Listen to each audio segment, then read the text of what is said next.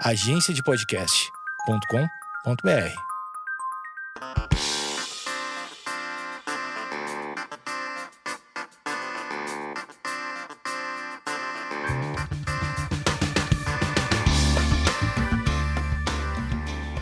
Esquizofrenóias no ar, estou com ele, Guilherme Felitti. Nós tivemos alguns problemas técnicos, estamos aqui de volta porque a nossa produção, parabéns produção, que competência.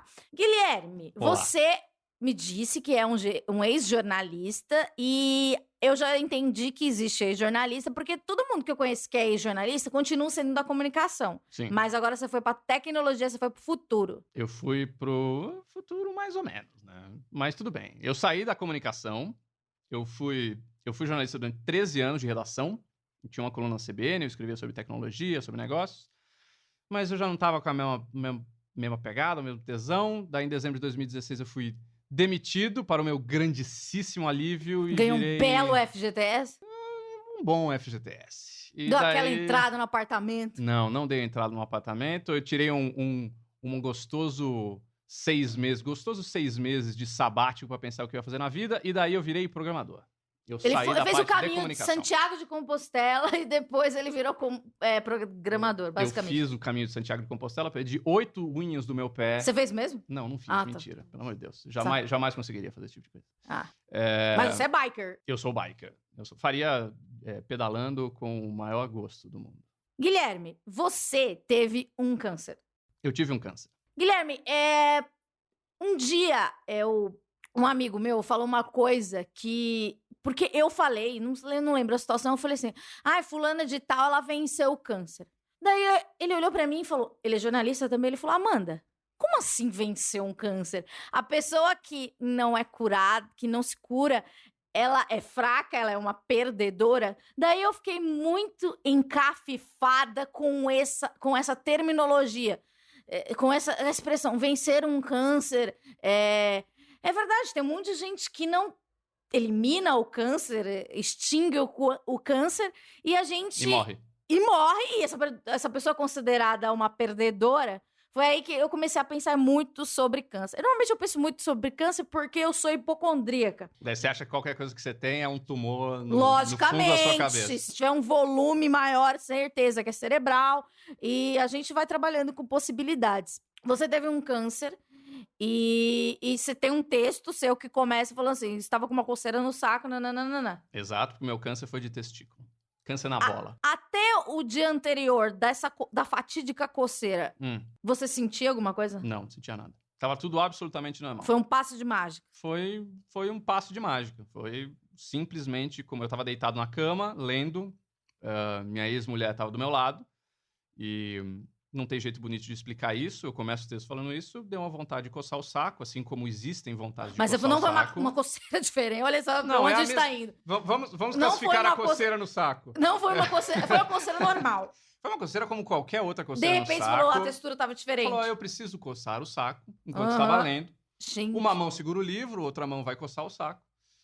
Como de fato você precisa continuar a sua vida enquanto você coça o seu saco. Logicamente. Ou sua virilha, ou qualquer inclusive outra tem pessoas coisa. que coçam o saco e deixam a gente constrangida, porque não é uma coisa que você quer participar. Exato. E daí eu percebi que a superfície do testículo direito estava lisa. Tá. E todo mundo que tem um testículo ou já tocou o testículo alheio sabe que... não é muito... É verdade, é meio rugoso. Exatamente. A superfície do testículo saudável é meio rugoso, é meio cheio das entranhas, tá. Tá. Que horror. E daí eu falei, puta, tá estranho isso aqui, né? Minha ex-mulher tava junto, eu falei, tá estranho. Ela Dá falou, uma olhadinha. Bom, tá estranho mesmo. E daí eu falei, tá bom, vou ver isso amanhã. Dormi tranquilamente. Mas você já pensou, vou ao médico? Vou ao médico, sim. Mas daí eu falei, puta, isso era uma quarta-feira à noite.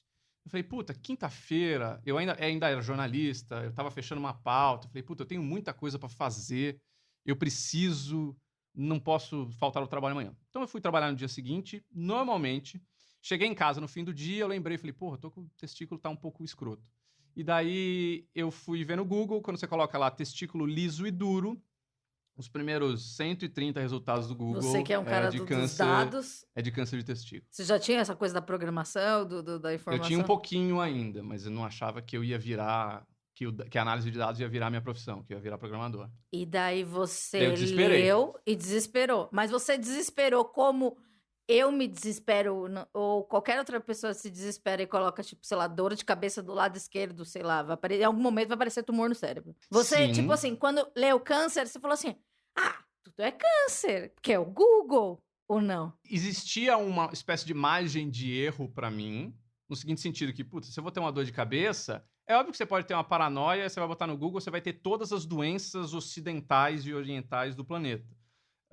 Só que aí a gente tava falando de uma coisa concreta, e é uma coisa que não é tão comum, assim. Dor de cabeça todo mundo tem. Se você dorme meio mal numa noite, você vai ter uma dor de cabeça por uma tensão muscular. Agora, o seu testículo tá inchado e liso, e não ter nenhuma outra coisa que não fosse conteúdo sobre câncer, aí deu uma angustiada. E daí eu mandei uma mensagem pro meu ex-chefe, falei, bom, agora eu preciso fazer alguma coisa. Daí a primeira coisa que eu pensei é, eu vou numa Mas você já clínica. sentiu naquele momento, estou com câncer, minha vida acabou. Cara, o que eu pensei me deu uma angústia, me deu um desespero. Falei, cara, eu preciso ver isso urgentemente, eu não vou trabalhar amanhã, vou acordar amanhã e vou direto pro médico. Porque eu já tinha ido no urologista que é do lado da minha casa. Falei, bom, amanhã eu acordo e vou ligar para esse urologista e marcar uma consulta. Ainda não, assim, eu tava angustiado, mas não tava no nível cacete. Pode falar palavra Claro, aqui, né? lógico. Caralho, eu vou levantar, tirar a roupa agora, botar uma roupa e vou pro hospital. Não tava nesse nível. Mas eu sabia que precisava fazer alguma coisa. E daí no dia seguinte eu tentei ligar pro negócio. Eu não consigo, eu já morri nesse meio. Calma. Tentei ligar pro urologista. Isso a ex-mulher, você contou pra ela? Contei. Tipo, Ela sabia o que estava acontecendo. Não, mas não tava acontecendo nada. Era o Google. Não, mas eu falei pra ela, falei, ó, aqui tem 130 resultados que é câncer de testículo. Ela falou, bom, é bom ver. Eu falei, bom, sim, é bom ver. Mas você sentiu um medo? Não, medo tem. E dela? Como ela te tratou? Ela te tratou assim com pena? Ela, tipo, ficou assustada? A minha ex-mulher me tratou com o maior amor e carinho do mundo durante todo o processo. Assim, da descoberta, daquela coçada de saco inicial, ao tratamento final, ao dia que eu fui lá e tive a segunda alta, que é a alta mais importante no caso do meu câncer. Ela estava realmente do lado. Mas não teve... Não, se essa pergunta é, putz, você ficou com medo dela te abandonar? Não fiquei com medo dela me abandonar. E daí eu acordei no dia seguinte, o lugar que tinha um urologista lá, o urologista que eu ia antes, não tinha horário, só tinha horário para daqui a 2 meses, daí eu lembrei, porra, eu já fui no Hospital do Câncer, no AC Camargo, fazer uns outros exames. Você é frio? Por quê? Eu que sou uma pessoa apavorada, eu tenho medo do Hospital do Câncer. Cara, o Hospital do Câncer é um hub de pesquisa da América Latina. Eu acredito, eu tenho medo de doença, se tem um lugar bom para tratar um câncer em São Paulo, mas você é o Hospital não do Câncer, tinha o papel escrito, não você tinha, tem câncer. Mas então, tinha uma suspeita. Então, mas não tem um processo, eu entendo seu ponto. Uma coisa de negação? Tipo, eu tô me colocando no seu lugar. Eu faria completamente diferente. Eu entendo o que você tá me falando, porque foi exatamente a postura do meu pai. Tá. Então, tipo, eu acordei e o urologista não tinha horário. Eu falei, tá bom, vou pro AC Camargo, Hospital do Câncer. Tranquilo, relaxadíssimo. E daí eu tava mandando mensagem, falei, ó, pai, tô indo aqui no hospital e tal, tem uma coisa estranha no testículo. Você nunca quis... a gente sempre vê na TV, né, que as pessoas escondem até o final, porque querem proteger a família. Você não quis proteger ninguém. Eu acho isso uma maior loucura do planeta, Amanda. Tipo, você quer proteger a sua família com câncer comendo as suas vísceras. Não faz o menor sentido. Mas por que as pessoas fazem isso? Porque as pessoas morrem de medo do câncer? Porque as pessoas acham ainda, em 2019, que você ter um câncer é um atestado de morte? Que você vai descobrir um câncer aqui no meio da sua tripa, que você fala, puta, acabou, preciso começar a costurar minha vida, porque eu sei que daqui a 2 meses eu vou morrer. Tem que pedir perdão pra todo mundo, sabe essas coisas? Ou então mandar todo mundo tomar no cu. Depende qual é o caminho que você quer tomar na sua vida. Acho que ainda existe muito esse pânico da galera.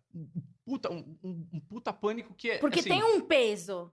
Ele é meio justificado. Um caso de um amigo que ele teve uma trombose, ele viaja pelo mundo, ele viaja com banda, e ele teve uma trombose, e ele é português, ele foi pra cidade dele, e ele descobriu que ele tinha um câncer no testículo também. Sério? Quantos anos? 35. 35, é a idade. E já estava em metástase. Ele não morreu. Spoiler, não morreu. Não morreu, tá ótimo. Não morreu. Vem aqui em casa semana que vem, vai voltar pro Brasil, etc. Mas, quando eu recebi essa notícia... Você falou, cara, fudeu, tipo, morreu. eu comecei a ver passagem pra Portugal, porque eu não queria que ele morresse sem dar tchau, sabe?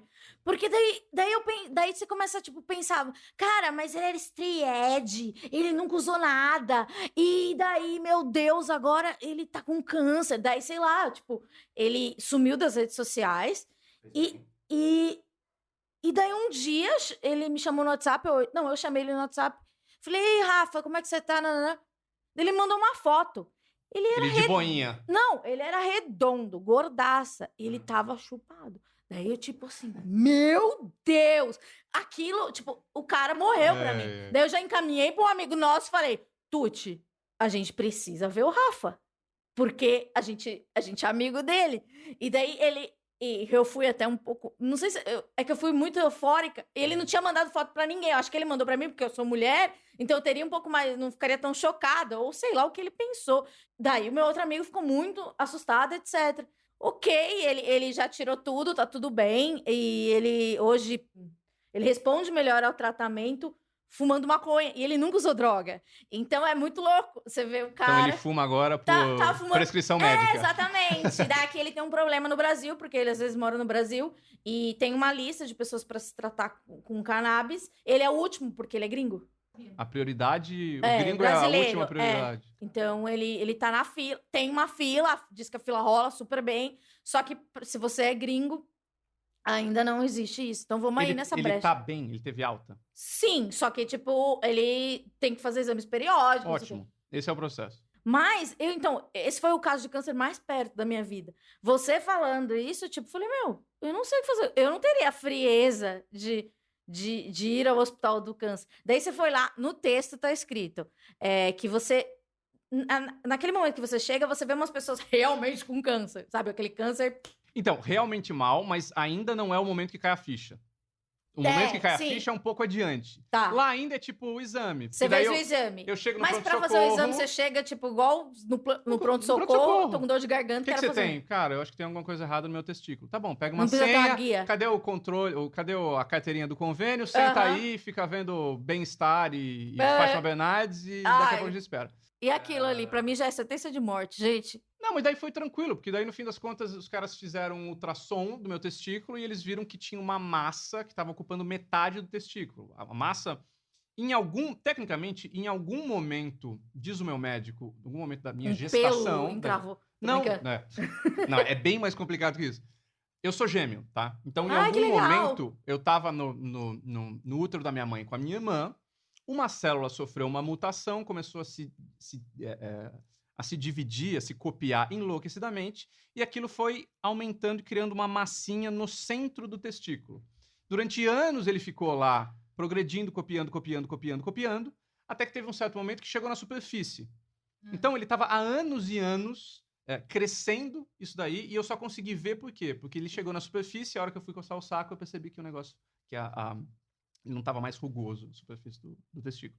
E daí eu fui mandando mensagem pro meu pai, falou, tô aqui e tal. Ele falou, pô, mas onde é que você foi? Eu falei, eu tô aqui no AC Camargo, no Hospital do Câncer. E ele ficou putaço que eu tinha ido. Mais ou menos que nem a mentalidade é a mesma que a sua. Que é tipo, cara, mas por que você foi no Hospital do Câncer? Como se o fato de eu ter ido ao Hospital do Câncer significava que eu ia ter um câncer em mim. Se eu estivesse, sei lá, no Hospital da Gonorreia, eu ia pegar uma gonorreia, entendeu? O que não tem o menor sentido, mas é uma reação muito humana, até meio animal, assim, nesse aspecto, do tipo, cara, eu não quero ter essa porra de maneira nenhuma. O que acaba atrelando a outra coisa, que eu vou falar do brasileiro, porque eu também não tenho a menor ideia do gringo, se funciona mais ou menos a mesma coisa, mas o brasileiro tem um cagaço gigantesco do câncer. Assim, Porque quando... Pelo menos você não fala. A gente tá falando câncer aqui em voz alta. Acho que 700 milhões de pessoas que estão ouvindo isso, que é uma audiência absurda. Todo mundo tá ouvindo. Todo mundo não, mas alguém vai falar, gente, não fala alto. Não porque falar, assim como depressão, é uma coisa. Ela tentou se matar. Você não pode falar câncer porque atrai. Você vai falar câncer, em algum momento. A geração da minha avó era assim. Minha avó falou isso pra mim. Minha avó falou assim: não pode chamar, tem que chamar o grande C. Pode chamar o câncer, que é o nome do texto que eu escrevi, o grande C. O que, de novo, é uma puta de uma bobagem. E desde que eu passei por esse processo, escrevi sobre isso, a minha postura é claramente o contrário. A gente precisa falar sobre isso para tirar algumas falsas impressões sobre o que é o câncer e o que não é o câncer. O câncer mata, o câncer está crescendo, o câncer é uma doença desgraçada, mas entre 80% e 90% dos tumores que as pessoas têm são facilmente tratáveis se pegos no começo e tratados seguindo o protocolo convencional, tá? Isso aí pode ter sido um pouco grego para as pessoas, então acho que tem uma explicação meio técnica que é o seguinte. O Drauzio Varela fala uma frase excelente que é: câncer é um mesmo nome dado para dezenas de doenças diferentes.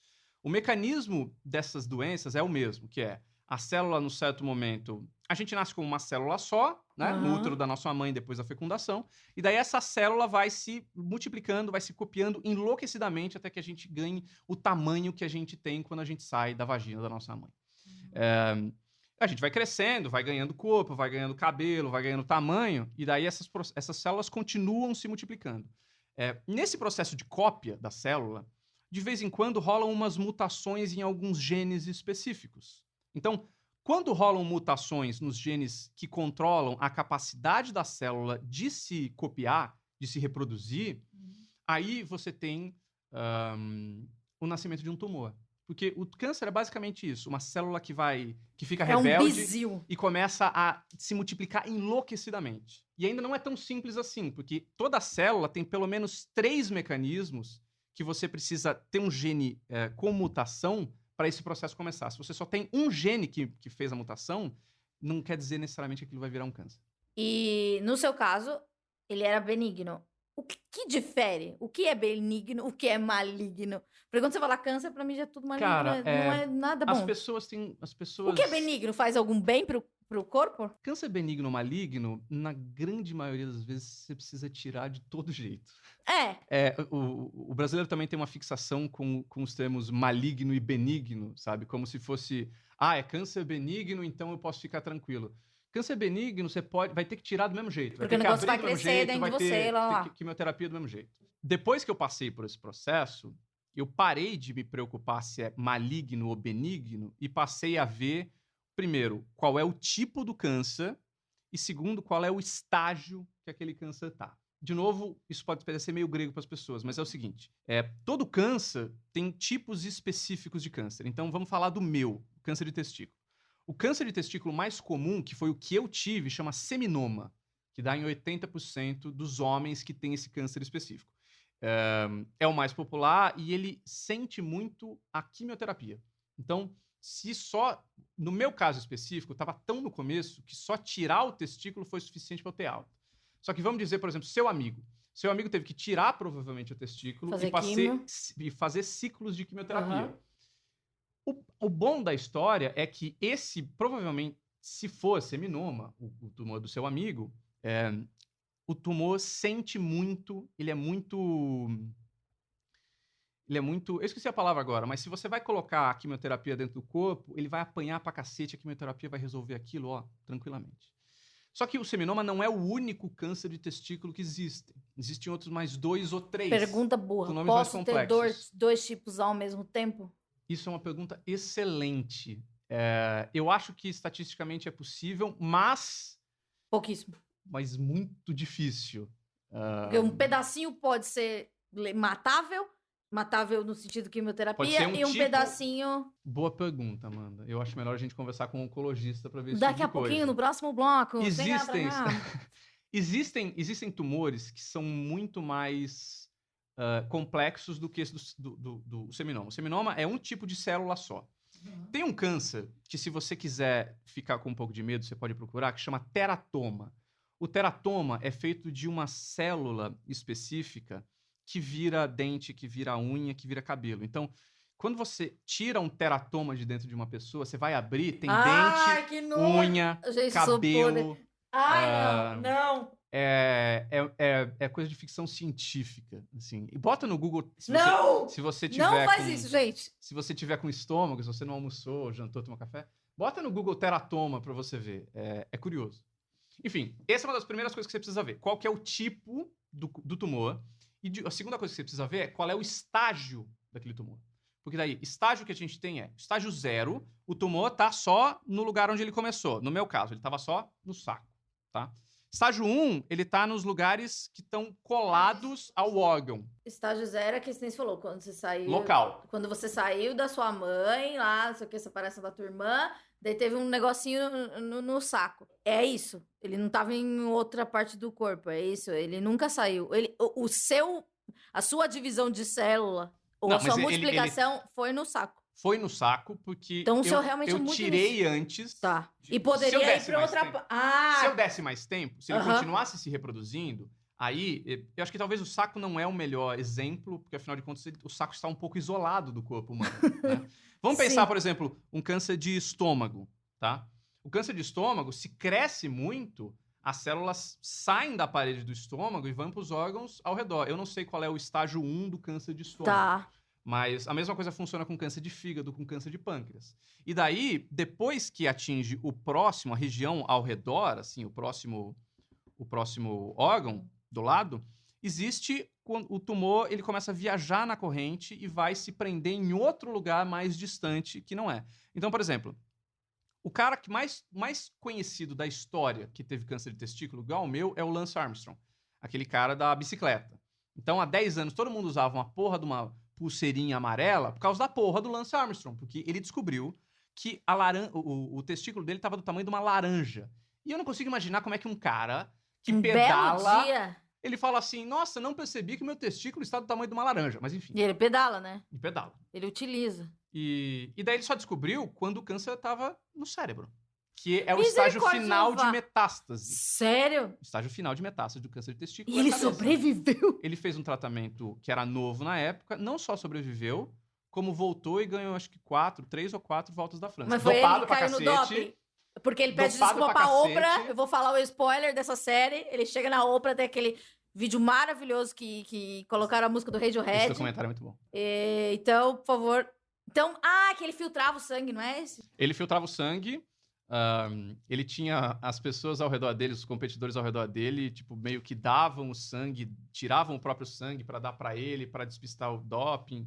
No fim das contas, ele foi um pego, mas a investigação mostrou que ele não era o único, né? Quase todo mundo no circuito de ciclismo global, naquela época, se dopava pra caralho. Enfim. E daí, o Lance Armstrong descobriu que estava perto da cabeça, que estava dentro do cérebro, e sobreviveu. Nossa, eu não tenho estrutura emocional. Cara, você tem estrutura emocional. Espero que sim, porque Você um dia eu vou tem ter. estrutura emocional. A pessoa- Todo mundo tem estrutura emocional pra esse bagulho, cara. Todo Tá, mundo. daí você foi mandando mensagem pro seu pai, tá Mandei mensagem lá. pro meu pai. Seu pai falou, você tá louco, não sei o quê. Porque entrar no hospital do câncer já é um atestado que você possui um câncer ou quer Não possuir. necessariamente. Você Ou pode sei estar com lá, tosse. tem uma coisa, energia negativa, aquela coisa, né? Da sua avó, o grande C. E daí você fez o exame. E daí, na hora, aquele mocinho lá que tava no ultrassom passando um mouse com gelo. Com gel na minha bola. Na sua bola. Ele já viu na tela e você falou, moço. Porque eu já falo, moça, tem uma anomalia? Não, a médica que fez isso, ela falou assim, olha, Guilherme, tem uma massa ocupando metade do seu testículo direito. Você Na hora. pode ser câncer, pode ser nada. Então, se você é melhor você voltar semana que vem e fazer uma consulta aqui com o médico, beleza? Beleza. Daí meu pai Essa saiu de semana, lá, o eu que tava aconteceu na tranquilo. sua semana? Eu tava tranquilo. Você Eu fez saí- um jantar de suspicion. Não, eu saí, fiz, que maldade. Desculpa! Eu saí, meu pai, a gente foi jantar num restaurante E japonês. ele te tratou diferente? Não, ele tratou do mesmo jeito. Assim, Gente, que família maravilhosa, porque se você Ah, abria é? todo mundo, é? todo mundo já tava aqui, ó, fazendo a minha missa de 7 dias. Vai nessa. Tudo já tava Vai aqui, nessa. ó. E daí a gente jantou super bem, e daí marcou pro outro dia, pra semana seguinte, isso era uma sexta-feira, daí na quarta-feira eu voltei lá, e daí eu encontrei o meu médico, Dr. Bruno Benigno, o que eu achei uma ironia desgraçada, Que maravilhoso. mas eu falei, bom, é um bom sinal. Que Esse cara virou amigo, é um bom maravilhoso. sinal. E ele falou, Guilherme, é o seguinte, você tem uma massa no seu testículo, o protocolo que a gente usa, como o testículo é um sistema redundante, quer dizer o quê? Você tira o outro trabalha normalmente e assume as funções, como é o caso de rim, como é o caso de pulmão, a gente nem vai fazer biópsia. A gente só vai fazer biópsia depois de tirar. Então a gente já vai marcar agora a cirurgia remoção da pra sua você bola tirar. esquerda. Tá bom? Tá bom. Beleza. E daí eu assustei, eu dei uma assustada. Porque nesse momento no texto que você percebe, que tem um momento que você fala assim, Daí eu vi uma senhora com câncer. Ainda não tinha Ah, isso. não tem. A hora que ele fala pra mim, ele fala assim, olha, Guilherme, só pra te acalmar um pouco, assim, o câncer de testículo é o cujo tratamento mais avançou nos últimos 10 anos. Se eu fosse escolher ter um câncer, seria esse. E daí eu falei pra ele, tá bom, Porra, doutor então troca Bruno. comigo. E daí ele ignorou e seguiu. Ele sorriu? Ah, ele deu uma risadinha e continuou e tal. Grande Bruno Benigno, né? Também ouvi Mas desse assim, programa. ele é ótimo, gosto muito dele, cara. E daí foi isso. Daí a gente saiu de lá, só que daí o clima bom que tava na semana anterior não tava mais. Aí teve um clima de, caralho, Luto. vou fazer uma cirurgia de câncer. Vou fazer uma cirurgia de câncer. E daí a vida virou exame, né? Virou só exame. Aí cheguei pro meu chefe e falei, ó, bicho, acabou. Eu vou ter que me afastar, tem uma suspeita de câncer. Ele falou, pô, não tem problema nenhum, você pode se afastar e a gente mata no peito aqui. Mandei os documentos lá para o RH, precisava fazer um afastamento, e daí entrei na parte de exames. E aí, na parte de exames, foi o momento que eu me liguei que eu tava com câncer, assim, porque... Eu ia fazer uma piada muito infeliz. Por favor, faça. Você entrou no mundo do câncer. Eu entrei no mundo do câncer. E não saí desde então. Quer dizer, agora eu Tem quantos eu anos mudo isso? entre os negócios. 2015, mês que vem eu faço 5 anos que é autodefinitiva. Daí é o final. Autodefinitiva.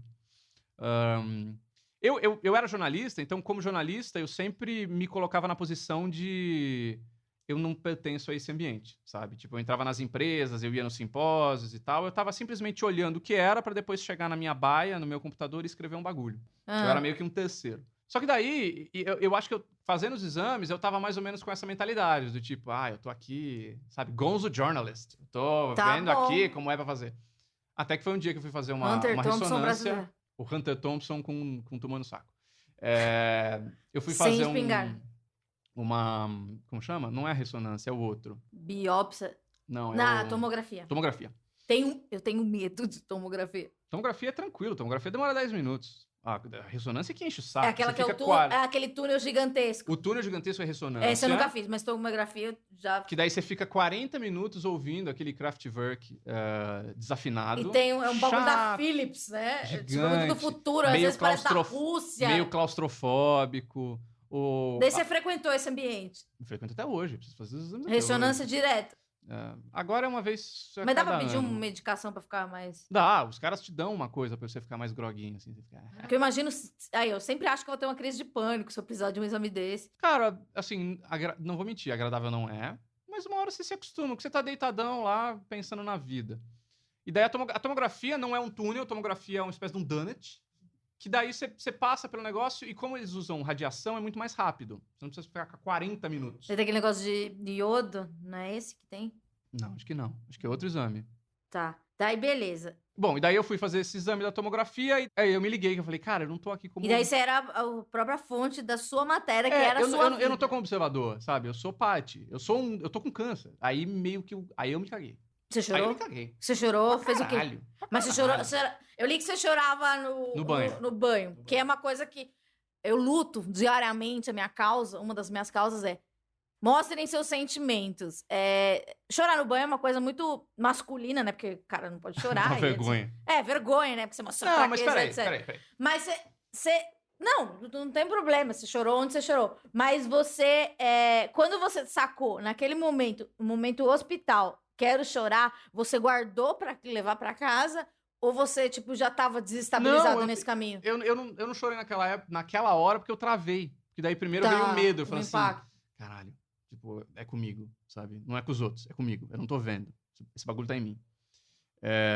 E eu tomei a decisão de chorar não na frente do meu pai e da minha ex-mulher, porque, velho, qualquer um que tenha acompanhado alguém com câncer sabe, assim, tipo, o negócio é muito pior pra quem acompanha do que pra quem tá passando, assim, muito pior. E os dois estavam num nível de nervos, assim, cara, escangalhados, sabe? Estavam muito ruins, muito ansiosos, esperando. Eu falei, bom, eu posso tentar fazer a minha parte e tentar acalmá-los por tabela. É óbvio que vai ter uns momentos de cagaço, como teve, assim, momentos de medo de morrer, de dúvida, de incerteza, mas é parte do processo também, assim, não dá pra pintar com cores mais fortes, sabe? Falei, bom, não vou encarar o câncer de uma maneira almodovariana, sabe? Ai, o meu. Fazendo drama. O meu é Maria do Bairro pra baixo. O meu, a pessoa nem tem. Você precisa ter energia naquilo lá pra lidar com isso daí. É uma situação muito foda, é uma situação ruim. Então, Sim, é bom que mas você guarde energia como pra esse você processo. se preparou? Você acha que você sempre foi uma pessoa estável emocionalmente e não se envolvia, não. assim, que você é jornalista, tipo, era sempre um cara que tava vendo de fora. Sim, mas daí eu entendi que era comigo, assim. Eu sempre tive uma estabilidade emocional meio trepidante, digamos assim.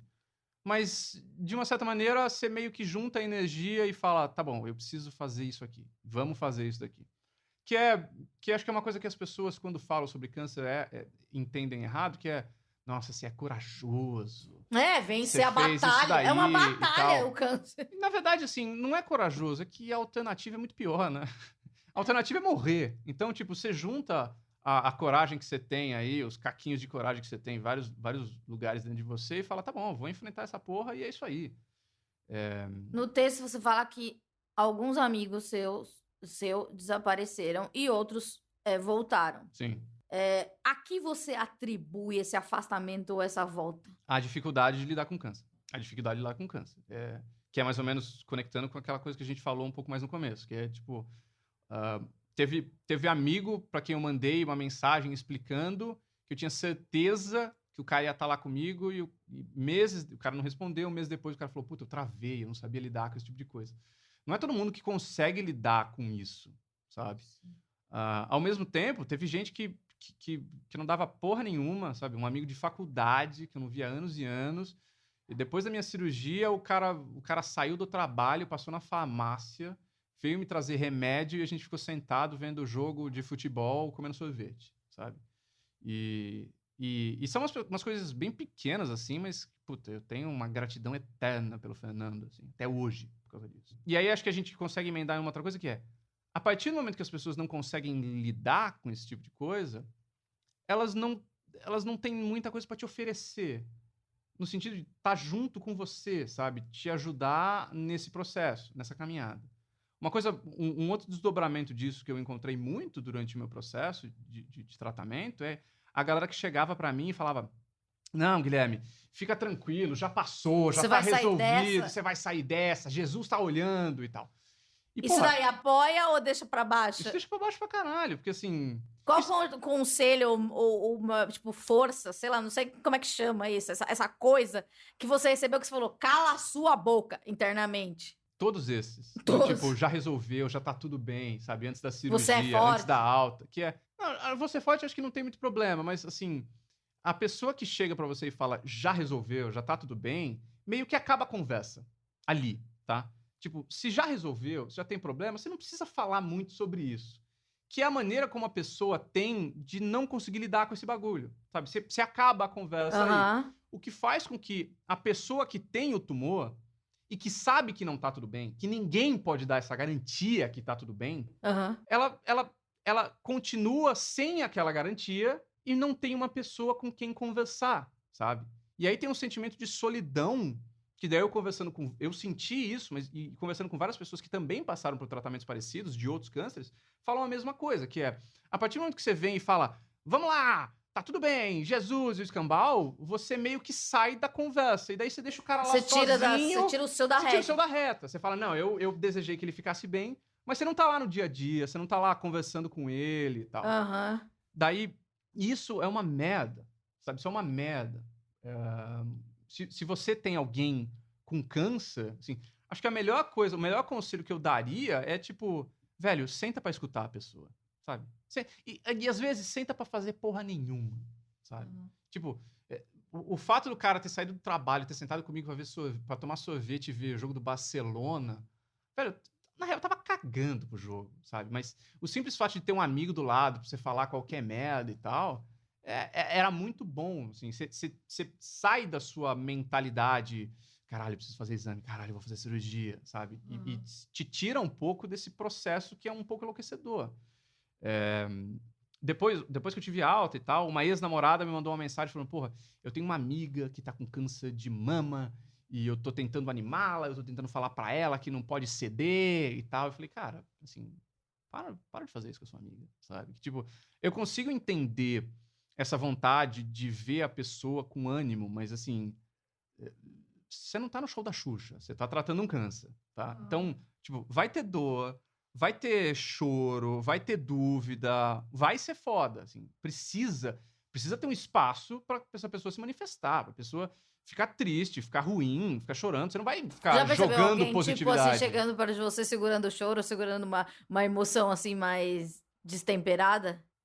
Durante o tratamento? Assim, Cara, algum parente, um amigo, assim. Sua não. própria ex-mulher, Eu assim, em vi- algum momento, assim, tipo, você percebeu que, nossa, ela despencou agora. Não. E eu vi. Não. Eu vi as pessoas meio que se segurando pra não despencar. Porque é foda, sabe? Você fala assim, caralho, tá com câncer, meu Deus, acho que vai morrer. E qual é a sensação de ver uma pessoa se segurando pra não despencar? Porque você acaba muito tendo ruim. que dar uma força pra uma pessoa que deveria estar te dando uma força. Dá uma invertida. Que é por isso que eu acho que eu acertei quando eu fiz aquele negócio do puta, não vou chorar na frente deles, assim. Vou chorar sozinho. Talvez eu tivesse colocando uma obrigação em mim que não precisasse, tá? Mas, sei lá, foi bom pra tirar um pouco o peso. Porque pra quem acompanha, é uma bosta. E, tipo, ano passado, o meu pai descobriu um câncer de estômago, sabe? E aí inverteu. Então, tipo, eu falo como quem teve um tumor e quem tratou um tumor de alguém próximo, cara. Puta, ser acompanhante é 10 vezes pior. É muito pior. Daí eu queria voltar, naquele momento que você entrou no mundo do câncer, que você viu, tinha uma conversa, um tipo de conversa que você não tinha. Preocupações, esse exame é super chato. Sim. Algumas coisas só quem viveu isso. Ah, aqui, meu, não sei o que lá. E daí você virou personagem da sua vida. Ah, eu vi que eu fazia parte daquela tribo lá e eu comecei a entender um pouco os caras, assim. Como Tipo, é que é os caras? Eu conversei. Eu tava esperando pra fazer a tomografia, tinha uma fila de pessoas pra fazer a tomografia, e daí todo mundo ali tinha câncer. Todo mundo. Então, tipo, tinha uma senhora que tinha um tumor de fígado, e daí ela tinha sido internada, ela saiu, daí ela tinha voltado aquele dia pra fazer exame, e o médico falou, pô, seus exames estão meio ruins, você vai ter que ficar aqui. E daí ela numa alegria, assim, é maluco falar isso, mas ela tava numa alegria, e ela tava, não sei, mas ela tava, eu não acho que o câncer deu essa alegria, mas meio que, quando você lembra, todo mundo lembra que vai morrer, tá bom? Mas essa é uma lembrança que a gente coloca no fundo da cabeça. E a gente esquece desse tipo de coisa. Quando você tem uma doença como câncer, você meio que... Não é que você lembra, mas a mortalidade é meio que esfregada na sua cara, sabe? E você tem índices, né? Por mais que você fala que os seus é, tipo, 99%, ok, mas tem 1% ali. 100%. Então, tipo, a mortalidade... o fato de que você vai morrer, não necessariamente agora, é esfregado na sua cara. E você precisa Parece que fica mais lidar presente, com isso. a morte. É mais presente. A morte é muito mais presente. E daí isso, acho que muda um pouco a mentalidade ou a maneira como essas pessoas encaram a vida. Então, tipo, eu vendo aquelas pessoas lá discutindo a comida do hospital, ou então um velhinho do meu lado que tava com câncer de fígado, que falou, pô, o câncer é a melhor maneira de morrer, e eu fiquei horrorizado. Que horror! Por que ele falou isso? Não sei, porque ele tava puxando o assunto, mas agora eu concordo 100% com ele, cara. Eu concordo 100% com ele a respeito disso. Me convença. Cara, tem um médico americano chamado Oliver Sacks, que já morreu. Um cara genial, maravilhoso. Que ele morreu de câncer, e ele escreveu um texto falando isso, que foi no New York Times, acho que meses antes dele morrer. Que é, a coisa que mais mata no mundo hoje é doença circulatória, tá? AVC, infarto, esse negócio. Cara, você morrer de um AVC, ou de um infarto fulminante, ou de ser atropelado por um caminhão na rua, você não tem nenhum tempo pra conseguir amarrar as pontas da vida. Você não consegue falar adeus pra absolutamente ninguém. O câncer, pelo menos, te dá, nem que seja 2, 3 meses, você consegue se preparar minimamente pra esse tipo de coisa. Morrer todo mundo vai, tá? É óbvio que você quer viver a vida mais longa o possível, mas se você se vê numa posição terminal, você pelo menos tem a oportunidade para corrigir algumas coisas, falar com algumas pessoas, meio que empacotar fazer a sua umas vida. dívidas. Fazer umas dívidas e deixar para os seus filhos. Comprar um apartamento, a pessoa morre e não precisa pagar, né? Sei lá. E daí, sei lá, eu tenho muito medo de perder alguém próximo com, sei lá, um AVC fulminante, um infarto fulminante ou um atropelamento. Porque, velho... Atropelamento sabe, é difícil. a pessoa, ou então, um acidente de avião, sabe? Tipo, ó, a morte do Boechat me deixou muito mal, cara. Deixou muito mal por causa disso, sabe? Aquela certeza de falar, puta, eu tô saindo num lugar e tal, e E nunca mais E daí ver você não é tá muito mais foda, ali cara. no seu lugar, né? Eu espero que eu tenha te convencido. Mas eu sei que é um assunto pesado demais. É um assunto pesado, mas você traz uma perspectiva leve e parabéns. Qual que é o seu signo? Sim, eu acredito em signo. Eu sou Ares. Não é muito do amor, mas Todo mundo fala isso. é, O famoso Satanás. Satanás, é isso que eu ia falar. O famoso É Satanás. um pessoal que gosta. Mas tem uma coisa: a pessoa de Ares, vocês tentam convencer a gente de alguma coisa o tempo todo. A gente quem? Qualquer pessoa. Ah, Tipo, eu é? tô falando das minhas amigas. Eu tenho uma amiga que de Ares, ela, tipo, ela tenta que a verdade dela é a única que Que vale? quer. E tem um poder ali de persuasão. Eu acho que é isso que é Ares. Mas é louco, assim. Eu pedi para as pessoas mandarem mensagens, daí eu recebi uma mensagem aqui. Fale. Depois a gente tem que falar da parte pós-câncer, que é a mais legal. Você venceu o câncer, né? Não, mas peraí. Mas tá com tempo? Dá pra falar isso? Claro! Tá. Oi, Amanda, tudo bem? Ansiosa pela gravação sobre saúde mental em pessoas com doenças graves. Meu pai tem câncer no fígado e está na fila de transplante e depressivo. Os remédios que são administrados estão acabando com a coordenação motora e lucidez dele em alguns dias. Já foram trocados e, enfim, é uma situação bem difícil. Não sei mais o que fazer para ajudar. Depender do SUS é tenso. É uma merda. Porque tem uma coisa, né? Um contato com a morte diário e parece que ela vem se aproximando. E tem aquela coisa do... Muitos remédios para depressão, se você ler a bula, não recomendo ninguém ler a bula, mas quando eu enxergava melhor, eu lia bastante a bula. E é indicado para as pessoas com câncer, porque é lógico que você fica triste, assim. Em algum momento... Supernatural. Ia ser lógico, estranho se você não ficasse. Pode acontecer também. Mas em algum momento você falou assim, será que eu preciso de uma ajuda psicológica? Ou, sei lá, sua família quis ir pro outro lado. Você falou que fazia terapia por Skype. Mas você já fazia terapia antes? Eu fazia terapia antes. Tá. Eu fiz durante anos terapia, daí eu tive alta. E daí, logo depois que eu descobri, quando eu tava começando a parte de exames, eu mandei uma mensagem pra minha terapeuta, eu falei, ó, dona Kátia, preciso voltar, porque descobri um câncer, acho que eu preciso de uma ajuda para processar essas coisas que vão acontecer. E daí, no dia seguinte à minha cirurgia, eu fiz uma por Skype, e foi ok, foi de boa. Mas a morte era uma coisa presente nessas conversas ou não? Era muito presente. Não era da sua personalidade até então? Cara, Ou você já era emo, gótico? Não, eu não sou da fase emo gótico, eu já tava meio já tava velho pra essas coisas. Mas eu sempre tive uma personalidade meio melancólica. The Cure.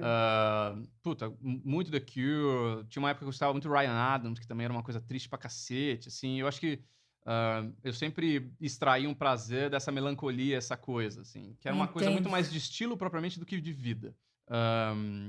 E daí eu achei que a terapia, em um certo momento da minha vida, ia me ajudar, e como de fato efetivamente ajudou.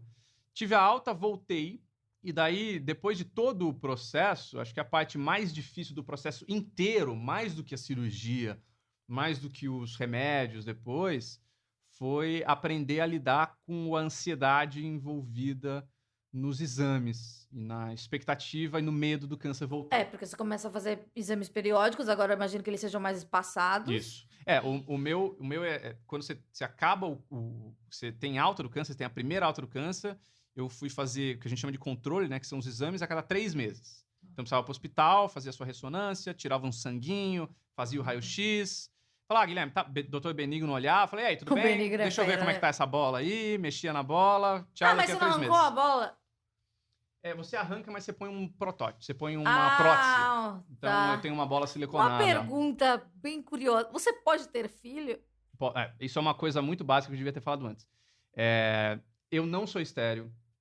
Eu não sou impotente. Meu amigo passou por isso e eu tenho vergonha de perguntar pra ele. Não, sistema redundante. Se você pede um pulmão, você não morre sufocado. Tem um outro que consegue... Não sei. Não, eu sei, mas é uma pergunta boa, porque essa é sempre a primeira pergunta que as pessoas fazem quando eu falo... Mas é normal ter essa vergonha, porque, tipo, como aconteceu comigo próximo, eu falo, cara, daí até a gente ficou meio fofoca, assim, tipo, mano, mas ele pode ter filho. Ele virou eunuco? Como é que é agora, biologicamente? Mesma coisa. Negócio. O pau fica duro, você goza, você ejacula, você tem tesão. É a mesma coisa. A diferença é que você tem uma bola só, em vez de ter as duas. Tá. Mas continua funcionando normal. É óbvio que também tinha uma tensão, porque você fala, bom, Eu gosto muito do meu testículo. O único que me falta. O único que Mas me dizem restou. que dói, né? O quê? Testículo. Ah, dói, tu leva um chute. Então, Falam que é uma dor parecida agora com não levar vai uma doer. bolada no peito. Ora, não conversa pra onde for. Não, mas Vai peraí. doer. Se eu levo uma bolada no saco, Amanda, tem um testículo de silicone que não vai Que não doer. vai doer, ele não tem Mas a bola vai coisa pegar nervosa. na outra bola, na bola Tá. real. Então vai doer pra caralho do mesmo jeito. Tá, então você não perdeu. Não tem a vantagem. Você tá tentando ver um lado bom de ter perdido o negócio. É. As bolas no saco agora doem só a metade do que doíam. Não sei, nunca tirei essa prova. Tá, então... Mythbusters. Vamos dar um chute aí. Mas enfim, tem um processo de ansiedade muito foda. Que É é de 3 em 3 envolvido- meses. Isso. E daí, depois de um certo tempo, é de 6 em 6. E daí, 2 anos depois, você ganha a sua alta mais importante, que é a segunda alta. O que é a segunda alta? Depois que você tem a primeira, que o médico fala pra você assim, Guilherme, seu corpo não tem mais nenhuma célula de câncer, pode ir pra casa, você precisa ficar prestando atenção pra ver se aquele tumor vai voltar ou não. O câncer é uma doença desgraçada, porque ela é resiliente. Então, as pessoas falam assim, eu venci o câncer. Bonitinho, você venceu um câncer, você não venceu o câncer. Você pode tirar esse tumor e ele voltar um tempo depois. E aí você precisa passar pelo mesmo processo, um processo um pouco pior, inclusive, que precisa ter uma dose um pouco mais forte e o escambau. Então, na minha cabeça, a primeira alta era legal pra cacete, mas o importante mesmo era a segunda alta. Que ia 2 ser anos 2 depois. anos depois. E daí, você começa a ter contato um pouco com aquela ansiedade que fica envolvida antes de você abrir os exames. Isso é uma parada muito real. Porque Quando daí... chegava os exames, você olhava antes do médico ou você tem que esperar o dia? Não, eu não faço esse tipo de coisa. Eu não abro exame. Porque é enlouquecedor isso. Você vai botar no Daí você Google... bota no Google, você não fez a mesma coisa. Você descobriu Você que tinha tá câncer no louco. Google. Mas é Você exatamente descobriu por que isso. tá curado no Google. Mas é exatamente por isso, cara. Porque eu senti uma angústia desgraçada. Eu falei, cara, não vou passar isso. Eu estou pagando um médico. Meu plano de saúde está pagando um médico pra Benigno. ele abrir esses exames e ver Ele o que tira está o durex. acontecendo. É isso. E daí fica 10... Como é uma consulta? Você chega lá, doutor, tudo bem? Guilherme, tudo bem? Abre. Deixa eu ver isso aqui. Abre, vê o papel. Tá bom. Que a gente vê aqui é 3 meses, sabe? Tipo, dura 10 minutos esse bagulho. O problema é que até entre você fazer e o médico abrir, você tem uma semana, 10 dias lá, que eu ficava num estado de nervos à flor da pele, assim, porque você fica com uma ansiedade desgraçada pra saber se aquela merda voltou ou não. E isso meio que começa a acumular dentro de você. No primeiro controle, não era nada, eu tava de boinha, assim. Mas aí, conforme foi passando os controles trimestrais, a quantidade de tempo que eu ficava angustiado antes foi aumentando. Então, no último mês, no mês anterior ao exame que deveria me dar a segunda alta, eu chorei todos os dias. O mês inteiro, todos os dias. No dia anterior a eu ir pro hospital, para abrir os exames, eu e minha ex-mulher, a gente foi assistir um show do Curumim, eu lembro até hoje. Um show do Curumim. Nossa, isso também não me ajuda, né? Não, ele Não, cantou mas ele é um Stevie pouco Wonder. melancólico, né? Mas ele tava cantando Stevie Wonder, cara, no Sesc Pompeia, e foi maravilhoso o show. E, velho, ele cantava lá, Isn't She Lovely, e eu me debulhando em lágrimas, assim. As pessoas todas dançando de boa, e eu, ai, meu Deus! Porque você fica num estado super emotivo, super emotivo. E daí, essa ansiedade foi crescendo num ponto em que 6 meses antes eu comecei a ter ataque de pânico. Foi a primeira vez que eu tive ataque de pânico na vida. O meu primeiro ataque de pânico foi ao vivo na CBN. Não foi agradável. Acho que o Boixá também, que ele teve uma coisa no ar, né? Teve? Ele teve. Não sabia. E aquela Isabela Camargo, da Sim, Globo, ela... Eu ouvi do o seu burnout. podcast com ela. E é uma coisa assim, você tá tendo um pânico, eu posso ter uma crise de pânico aqui, ninguém vai perceber. Sim. Porque é uma coisa interna, né? No meu caso, quando eu tenho uma ansiedade aguda, o meu eu costumo dizer que é uma bola de tênis com o núcleo gelado e a membrana, ela tá pegando fogo. Isso que eu sinto. Mas o que você sente quando você tá com pânico? É uma boa metáfora sua. Naquele dia específico, eu tava sentindo que eu tava afogando. Assim. Que eu não conseguia respirar. Porque eu fazia os comentários na CBN... No ar, né? Ao vivo, em cadeia nacional. Eu fazia os comentários e escrevia um roteirinho que eu ia meio me guiando para as coisas que eu ia falar sobre tecnologia. E eu sentia que eu não conseguia terminar um parágrafo, sabe? Que tava me faltando ar. E eu não sabia o que era. E não consegui terminar o comentário. Quem era o Heródoto? Não, acho que o Heródoto não era mais a CBN, era o Fernando Andrade, que tá até hoje na CBN São Paulo. CBN São Paulo, eu acho, CBN Brasil, não lembro.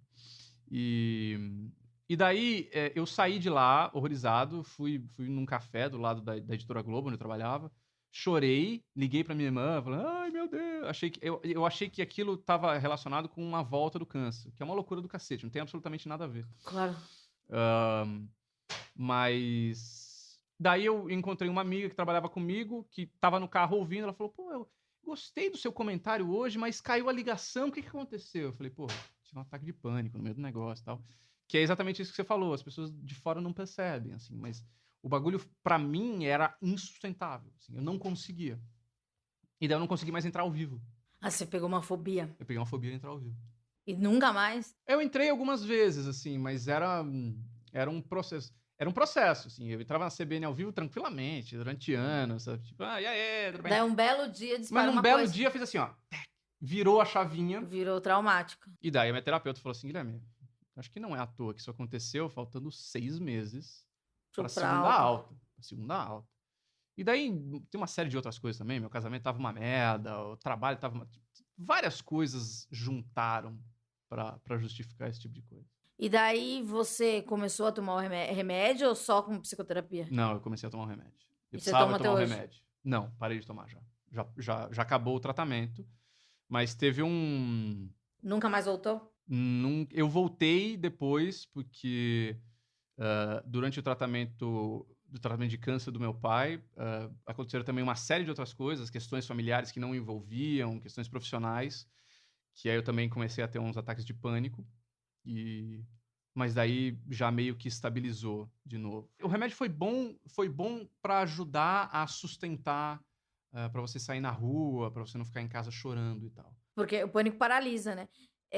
Mas é uma comparação, nada é parecido. Mas eu acho que, assim como um câncer, uma pessoa que tem depressão ou pânico, ela sempre vai ter que estar ligada nela mesma, porque isso pode voltar. A partir da primeira vez que você teve um start, muita gente manda mensagem, eu tô me tratando, será que isso vai voltar? E eu já tive essa dúvida, falei, agora eu vou ser curada, não sei o quê, tô diminuindo o remédio. Spoiler. Vai voltar? Vai voltar. Eu demorei a me ligar disso. Porque eu achava, não, eu tive só essa crise aí no dia da CBN e vai ser de boa, agora tudo o resto é tranquilo. Não, agora agora mais uma ou menos nova regra janela da que abriu vida. na tua vida. Regra de Pode vida. acontecer e não, sei lá, que bom que você não relutou, tipo, do medicamento. Você, em algum momento, você falou, não vou tomar, coisa de... No começo eu tava relutante. Da minha cabeça, eu que inventei isso, eu paro. Era uma bobagem, mas eu falei assim, não, eu nunca precisei de remédio, nunca vou precisar, que é uma postura imbecil, assim. Mas daí teve o primeiro turno acho que da eleição de 2016, segundo turno, o primeiro não lembro, que eu acordei 6 horas da manhã para fazer um plantão, num domingo. E daí eu fui votar, eu errei meu negócio, minha zona eleitoral 3 vezes, sabe? Daí eu sentei para tomar um café, eu falei, cara, não dá, assim, não tem porquê eu não tomar remédio só por uma questão de orgulho, assim, é uma bobagem do cacete. E é muito estranho, né? Ninguém não toma, sei lá, um remédio pro estômago quando tá sentindo azia por uma questão de orgulho. Tipo, que nem quando você percebeu que a sua bola tava estranha, você já foi pro hospital do câncer. Sim. Se você não... É muito estranho que a gente ainda não procura o lugar correto ainda quando é da cabeça. Eu queria agradecer e dizer desculpa por alguma indelicadeza. Por quê? Porque é que assim... Não, se fosse uma delicadeza, eu teria falado, relaxa. Porque o câncer é uma coisa delicada e pra mim, pessoalmente, é uma coisa que me dá bastante medo. Porque, assim, eu nunca tive ninguém perto, só esse amigo que foi, sei lá, o ano passado. Então, é muito assim, acho que talvez, quando eu vi essa situação, eu percebi, talvez eu esteja ficando adulta. Porque tá chegando essas coisas, eu sou adulta, né? Tá chegando... Talvez não, você já é adulta. Não, porque, sei lá, eu comecei a pensar que uma pessoa que eu gosto pode morrer. Pode. Não só de câncer, de várias outras coisas. Não, mas tem várias coisas. Eu tenho muito medo da morte, porque eu estava no desfile que o cara morreu. do Fashion Week. Ai, puta, essa notícia foi Isso, foda e eu também, nunca cara. contei, eu não Nossa. contei aqui, vou contar aqui. Gente, eu tenho um medo. Quando eu era criança, minha mãe trabalhava numa fábrica e ela demorava, às vezes ela chegava muito tarde, porque ela fazia hora extra, etc. E meu avô, que ficava comigo, ele começava a contar os ônibus, quantos ônibus atrasada ela tava. Não existia celular, então a gente não sabia. Sei lá, às vezes minha mãe atrasava 5 ônibus, ou sei lá, era pra ela chegar 5 da tarde, ela chegava às 7, sei lá. E eu sempre fui uma criança aflita, ansiosa, e meu avô não sabia que isso me deixava mais apavorada. Porque, sei lá, minha mãe não tá vindo, o que aconteceu, ela morreu. Eu acho que ele tava tentando me tranquilizar, ou se tranquilizar, e nunca aconteceu nada. Então, eu sempre associei o atraso com a morte. Sim. A minha vida inteira, se eu marco com você 3h30 e você não chega 4h10, eu não vou ficar te mandando mensagem. Você acha que eu morri no meio do caminho? Eu vou achar que você morreu. Então, a minha mãe... Deve ser angustiante a vida moderna pra você, hein? Sim. Puta A minha mãe, merda. ela me ensinou pra burlar esse sentimento. Pensa assim, beleza, ele se atrasou, daí notícia ruim sempre chega rápido. Então, sei lá, ele vai ver que você é a última pessoa que falou com ele no Vai WhatsApp, ligar. alguém vai te ligar. Então, não, ele não vai ser atropelado, nem morrer, nem ser sequestrado, nem nada. Amanda mãe tem toda a razão. Não, nem sempre. Daí, Tá bom, ok. Quando eu estava no Fashion Week, passou um cara lá, de repente, sei lá, terceira pessoa, sei que, pá, caiu. O que veio, esse sentimento Você do viu meu avô. ele caindo? Vi, ele tava na minha frente. Daí, eu comecei a olhar e, tipo, o cara tava estranho, toda aquela movimentação. Quando ele foi colocado na maca, ele já estava duro. E daí, eu comecei a, tipo, racionalizar. Eu lembro que eu tava com meu namorado no desfile. Eu não lembro de nada que aconteceu, porque o desfile continuou. Então, eu tipo assim, o quadro do filme da minha vida era eu sozinha e, tipo, não sei o que aconteceu. Eu lembro que meu namorado falou que ficou amigo da menina do lado, eles comentando o desfile. Eu não vi nada. O desfile é sempre tudo escuro. Tava muito mais escuro, só tinha eu. Tentando racionalizar que aquele momento, que era improvável. Qual a chance de uma pessoa morrer num desfile? Não, nunca aconteceu, nunca Baixa. aconteceu, nunca aconteceu, nunca aconteceu, nunca aconteceu. Eu entrei no Uber, o cara tinha morrido. Então, é que assim, tipo, eu passei a vida inteira lidando com esse pensamento. Mas pode acontecer. Então, eu sou louca. Não, vamos conversar rapidinho. Conversar rapidinho sobre probabilidade, que é o seguinte. Eu sei, Isso- gente, mas isso- então, isso vale eu tenho pra câncer. 33 anos. Calma, Então, quantas vezes eu achei que uma pessoa morreu? Mas uma vez ela morreu, sabe? A gente precisa estar preparado para conversar sobre câncer, por quê? Porque a humanidade, de maneira geral, está ficando mais velha e câncer é uma doença que está correlacionada com idade. Então, conforme a humanidade vive mais, maior a chance de ter câncer. A estimativa é que uma pessoa em cada 3 no mundo, em algum momento, vai lidar com câncer. Pode ficar tranquila, porque agora sou eu essa pessoa, por enquanto. Mas assim, se for só para mulher, é 1 a cada 2. Então, é inevitável que qualquer pessoa enfrente isso, seja em si mesmo ou em pessoas queridas. Agora, falando em probabilidade, qual que é a probabilidade de alguém morrer no desfile? Baixa. Mas não é nula, é baixa. Que é uma coisa parecida também com o câncer, no sentido que você pode, que nem você falou do seu amigo, pô, straight edge, puta vida regrada e o cacete. O cara pode também ter uma vida super regrada, só comer coisa orgânica, correr 10 km toda manhã, o cacete, e desenvolver um câncer cerebral que vai matá-lo em 2 meses. Assim como um cara pode fumar dois maços de dab durante a vida inteira e morrer porque torceu o pé e teve uma infecção com 80 anos de idade. O cara que fumou tem uma maior probabilidade de ter câncer de pulmão. Não quer dizer que necessariamente ele vai morrer daquilo. Assim como o cara que tem uma puta vida, come orgânico, escambau, acorda às 5 horas da manhã para correr, tem uma mutação num gene que aumenta consideravelmente a probabilidade de ele ter um câncer no cérebro. Todos nós estamos passíveis de sermos escolhidos nesse jogo. E se pensar muito sobre isso, você não vive. Então, exatamente.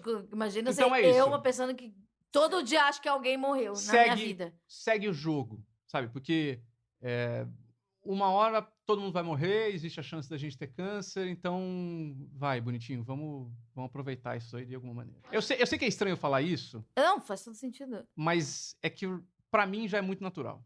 E as pessoas falam quando eu falo isso, as pessoas fazem uma cara de horror, assim, pra mim, tipo, meu Deus. Eu acho que, tipo assim, gostaria de ser bem resolvida como você, entende? Tipo, que bom, quero chegar nesse nível, mas é duro, acho. Sei lá, nunca tentei, vamos pensar. Bom, gente, com essa reflexão super leve, super natural, um programa sobre morte, um programa sobre Um erro. programa bem leve. Você agora pode começar muito bem a sua semana. Esse foi o Esquizofrenos. Obrigada, Guilherme, de verdade. Obrigado por me dar o espaço, por me receber aqui. Você não tem redes sociais, você só tem Twitter. Eu tenho um Twitter, que é o Gfeliti, G-F-E-L-I-T-T-I. E você também pode me encontrar. Eu tenho um podcast chamado Tecnocracia sobre os problemas que a tecnologia trazem à nossa vida. É verdade que se eu dormir com o celular do lado, dá tumor no cérebro? Isso é que nem a história do ovo, que tem capa de revista que fala o ovo faz bem, daí na semana seguinte o ovo faz mal. Faz 30 anos que os caras não sabem se o ovo faz bem ou o ovo faz mal, e também não tem nada muito conclusivo sobre o... Celular não dá Sobre o câncer, celular. por enquanto. Não quer dizer que não dá câncer. A gente não tem nada comprovado. Agora, se der, fudeu. A humanidade toda vai estar carregando tumor em Nossa, eu tenho algum muitas lugar. metástases. Tem bilhões, não é exagero. Ah, que gostoso, né, gente? Então a gente volta... Terminar o programa num Uma nível coisa bom, positiva, né? Uma Alegre. coisa vida, né? Paz nos estádios é o que pedimos. Um beijo, até semana que vem. Tchau.